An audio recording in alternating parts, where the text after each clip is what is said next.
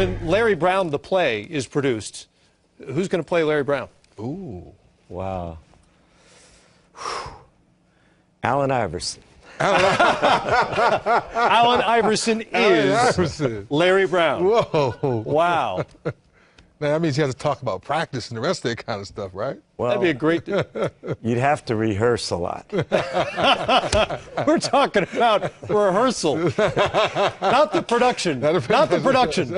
I love you, Alan, but that's how I get back at you. Oh, that's tremendous. 3D, you and I are about the same age. You grew up watching those guys as well. What do you remember most about Magic and Bird, the rivalry, the whole thing between the two? Well, basketball-wise, just how Magic was the first real, 6'8", 6'9" point guard, and had guys like myself wanting to go out there and try to handle the ball and become an outside shooter. And then playing against Larry early in my career, we all know he wasn't that fast. He just would get to his spot, pump fake, play the game the right way, and you couldn't stop him. Just two fierce competitors. But to Coach's point, I was a part of those early 90 pickup games.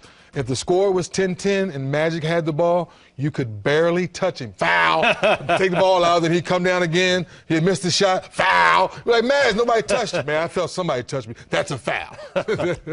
That's good stuff. And the Iverson bite, there are a handful of sound bites in the history of sports that just never ever get old. But practice and playoffs, right?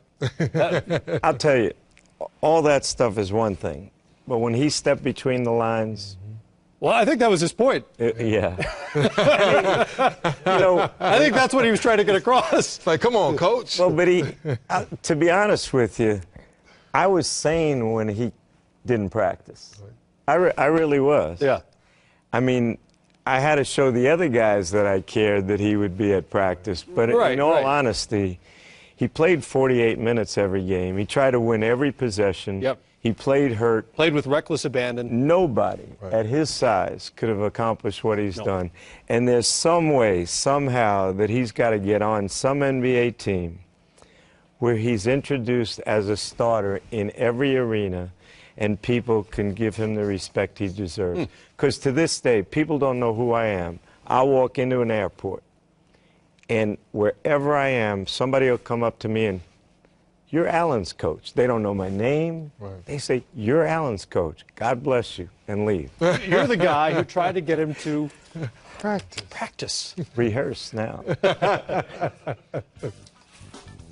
supposed to be the franchise player, and we're in here talking about practice. I mean, listen, we're talking about practice. Not a game, not a game, not a game. We're talking about practice. Not a game. Not the game that I go out there and die for.